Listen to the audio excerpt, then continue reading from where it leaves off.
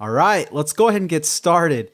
In this video tutorial series, I'm going to share with you how to set up and begin using DaVinci Resolve. Now, I know how you may be feeling right now, and that is a feeling of feeling overwhelmed. Well, not to worry, we're going to go through this step by step and guide you all the way through it so that you can feel confident and so that you can gain an appreciation for DaVinci Resolve because you're going to love it and what it's going to mean for your filmmaking. Let's talk about Resolve's file hierarchy. Resolve works off of what are called databases, which are simply directories where your projects are stored. A project is where all of your work is. To organize projects within databases, you can use folders, much like bins, in a nonlinear editing system. Then within each project, you can have as many timelines as you like. What a timeline is it contains an edit. So think of an edit as sort of a sequence found in Premiere Pro, Final Cut 7, or projects in Final Cut Pro 10. Okay, so that being said, let's take a look at how this all comes together. When you first launched Resolve, it'll open to the Project Manager with a single blank untitled project. I've already added some projects to this database, so mine will look a bit different from yours. Before we look at projects, let's take a step back a second to look at databases, the main container for all of your projects. If I click here, I can open up the Database Manager. Right now you can see that I have a few databases. I'm currently using a database called Setup for the purposes of this tutorial.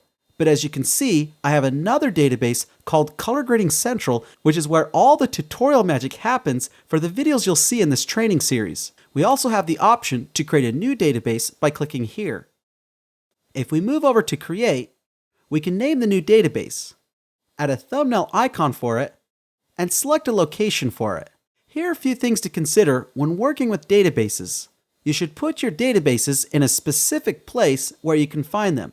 This will make backing up your databases much easier. It will also allow you to reconnect your database should Resolve lose connection with it.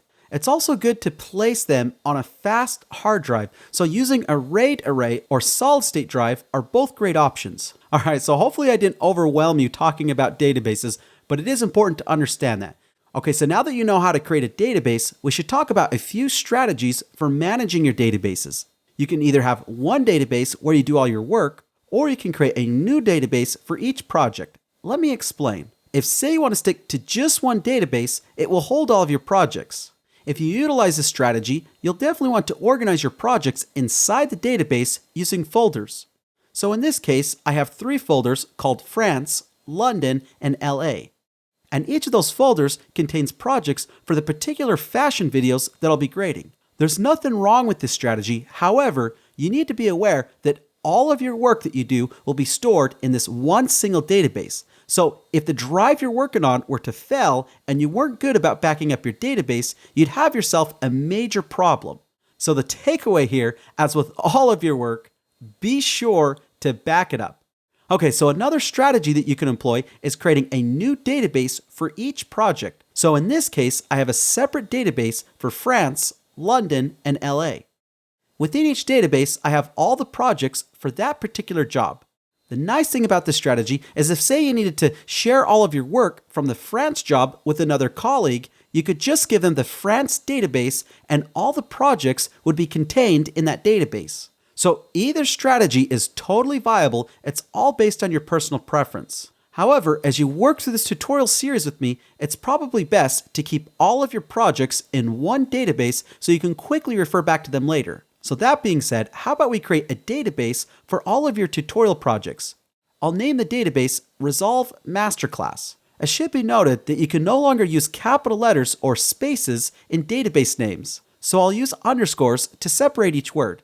Then I'll click on Location, navigate to my external hard drive, and create a new folder called Resolve Masterclass Database.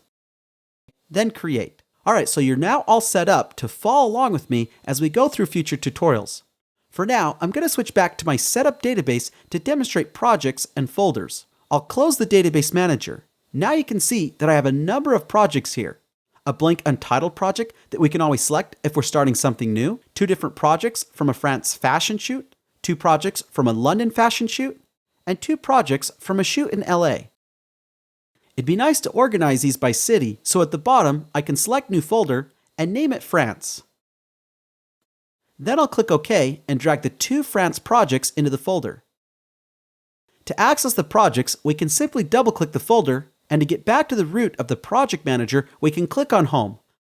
Let's create two more folders, one for London and one for LA, and drag the projects into their respective folders. There, now things are a lot more organized. This may not seem like a big deal now with only 6 projects, but as your database gets bigger, this gets incredibly important. And it doesn't stop there. We can even put folders inside of other folders. So I'll create another folder and call it Fashion Shoots. Then I can drag the 3 existing folders into it. Okay, for the next part, I'm going to show you my Color Grading Central database where I have a ton of projects. I'll open up the Database Manager again and click on that database. Now back in the Project Manager, there are some icons in the top right that can help us sort through all of these projects. First, we can change the thumbnail size by dragging on this slider here. Next, we have the option to change the way the projects are sorted. We can choose to sort by name, date modified, format, and more. If we click on the eye here, we can see when the projects were last modified. We can also, if we want, view the projects in a list view. When you have a ton of projects like I do here, this can be really helpful. But even in this view, with this many projects, we might need a little help finding a particular project. We can click on the magnifying glass to perform a search. And as you'll see, our field of projects narrows down to just what we're looking for. As one final note, I want to show you how to reconnect databases. If your database is on an external hard drive and you move to another computer, you'll need to do this as a first step.